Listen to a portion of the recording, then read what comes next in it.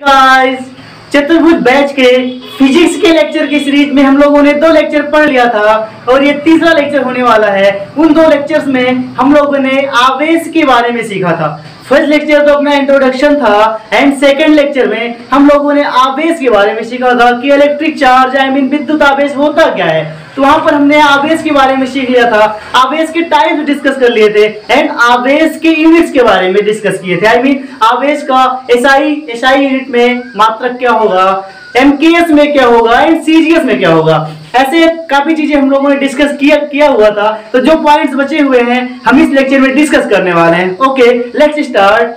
हम आपको ये बताएंगे इस लेक्चर में, अगर हमारे पास होंगे सजातीय समान आवेश होंगे, पहले तो एक बात जान लो, समान आवेशों को सजातीय आवेश कहते हैं, समान आवेशों को सजातीय आवेश कहते हैं और विपरीत आवेशों को विजातीय आवेश कहते हैं। समान आवेश मतलब अगर आवेश प्लस प्लस है, प्लस प्लस आवेश है, प्लस प्लस आवेश हो या माइनस माइनस आवेश हो, दोनों समान है ना। अगर मैं बात करूं इसकी तो ये भी समान है, बात करूं इसकी तो ये भी समान है, दोनों क्या है, समान आवेश हैं। अगर आवेश समान होंगे, अगर आवेश क्या होंगे, आवेश समान होंगे, अगर आवेश समान होंगे बच्चा, आवेश अगर समान है तो उनको बोलते हैं उनको बोलेंगे सजातीय आवेश। क्या बोलते हैं, सजातीय आवेश।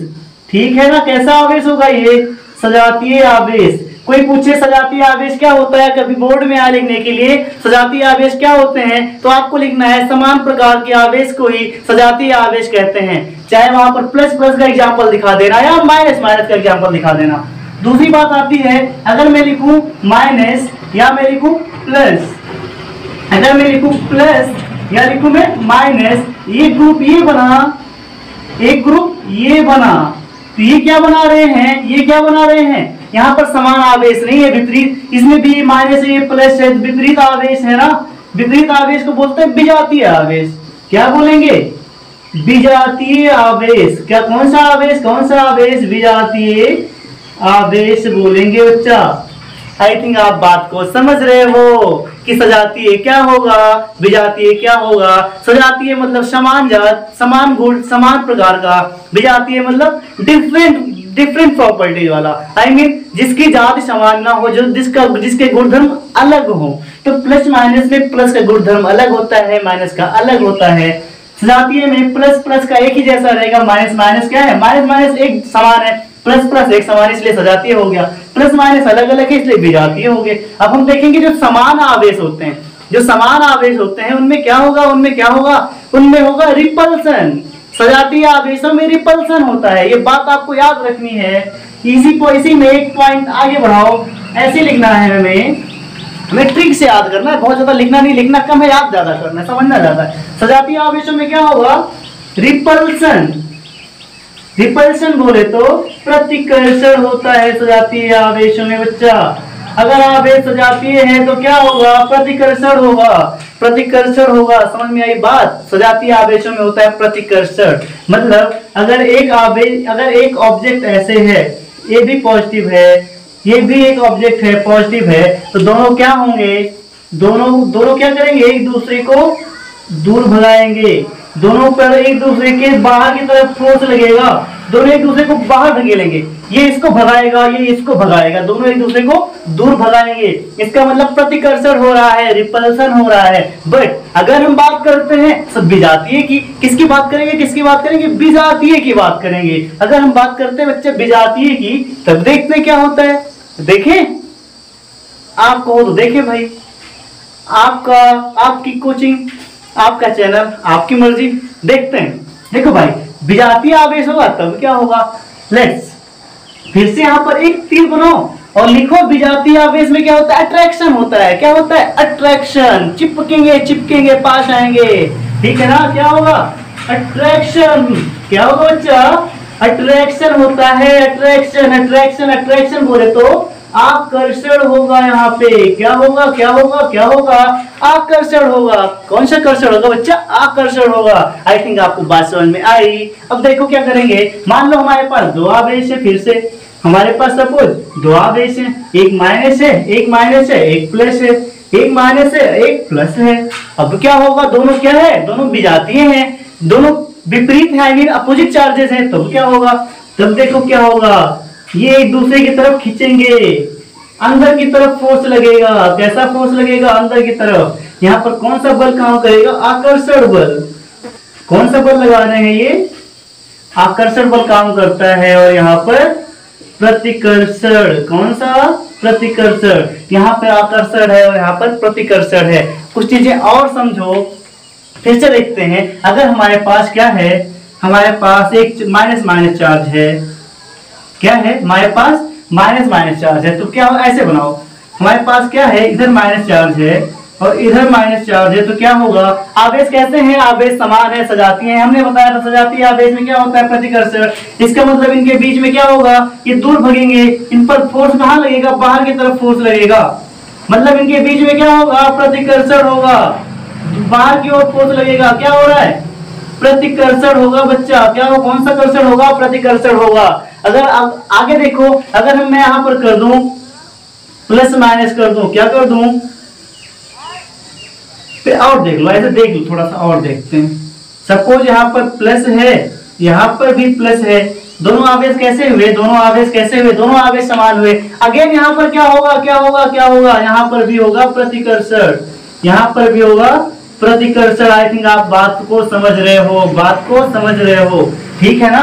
ये बात हो गई किसकी, प्रतिकर्षण की, प्रतिकर्षण की। अगर आगे देखते हैं, आगे देखो, आगे देखो, अगर हमारे पास क्या है, विपरीत आवेश है जी, हम फिर से बता रहे हैं फॉर योर बेटर अंडरस्टैंडिंग। अब क्या होगा, विपरीत चार्ज है तो क्या होगा, क्या होगा, आकर्षण होगा, अट्रैक्शन होगा। फोर्स कैसे लगेंगे, अंदर की तरफ फोर्स लगेंगे, अंदर की तरफ, ठीक है ना। यहाँ पर आकर्षण होगा। अगर मान लो इधर प्लस है, इधर माइनस है, अभी भी क्या लगेगा इनके बीच, आकर्षण लगेगा। क्या लगेगा, आकर्षण बल लगेगा, ठीक है ना। आई थिंक आपको बात समझ में आई, आपको बात समझ में आई।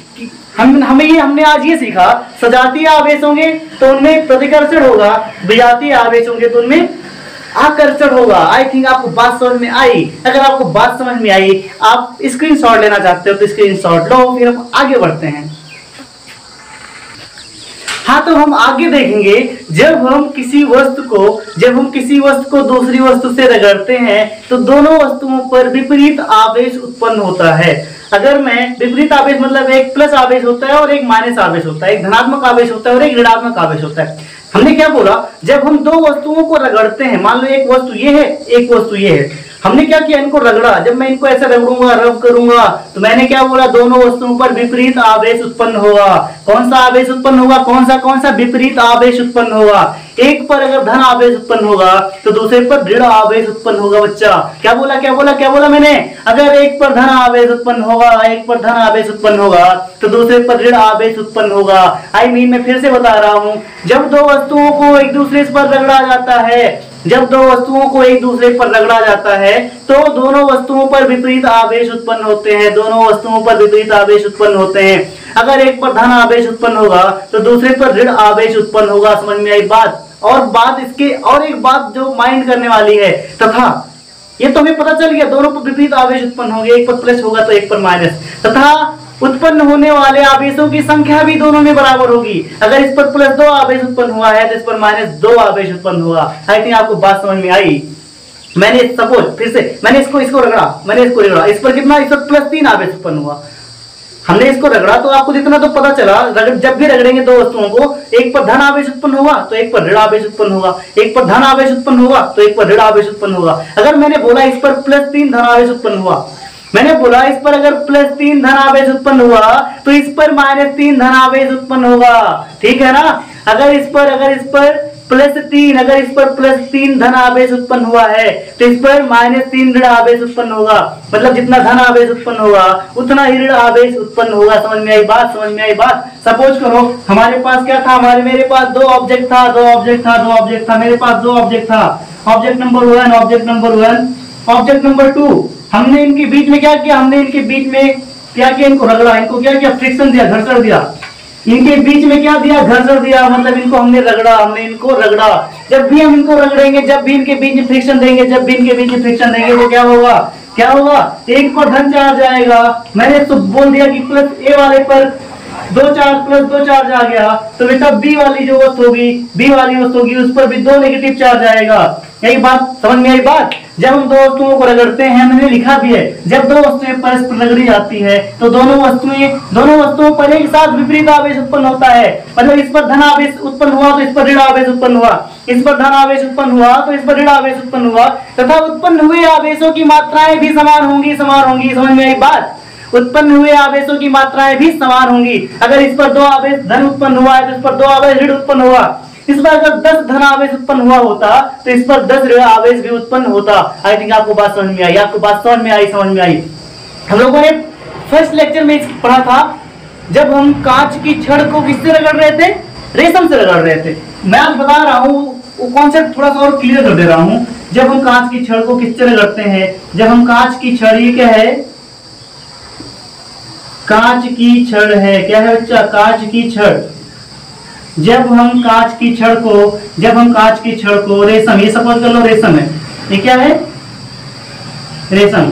कांच की छड़ को क्या कर रहे हैं हम, रगड़ेंगे। कांच की छड़ को क्या करेंगे, मैं कह रहा हूं इसको ऐसे ऐसे रगड़ रहे हैं। क्या कर रहे हैं, रगड़ रहे मतलब घर्षण दे रहे हैं। जब हम इनको रगड़ेंगे तो क्या होगा, जब हम इनको रगड़ेंगे तो पता क्या होता है, इनको रगड़ने पर कांच पर आता है धन आवेश, कांच पर क्या आएगा, धन आवेश, और रेशम पर आता है ऋण आवेश। ये हो गया कांच की छड़ और ये हो गया रेशम। समझ में आई बात। जब भी हम कांच को रेशम से रगड़ते हैं तो कांच धनात्मक हो जाता है और रेशम ऋण आवेशित हो जाता है। ये इतनी बात याद रखना, ठीक है, कभी काम आ सकती है कि कांच को रेशम से रगड़ने पर किस पर धन आवेश आता है और किस पर ऋण आवेश आता है।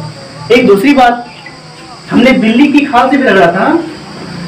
ये समझने के लिए बॉक्स बना रहा हूँ, चाहो तो इन चीजों को समझो, बस नोट मत करो, ये नोट कर लेना बस। अब देखो, हम मान लो ये क्या है, अब मैं बता रहा हूँ, आप हमने ले लिया आबनूस। क्या ले लिया हमने, ये हो गया आबनूस, हो गया बच्चा, ये हो गया आबनूस, और ये हो गई बिल्ली की खाल। क्या हुई ये, बिल्ली की खाल।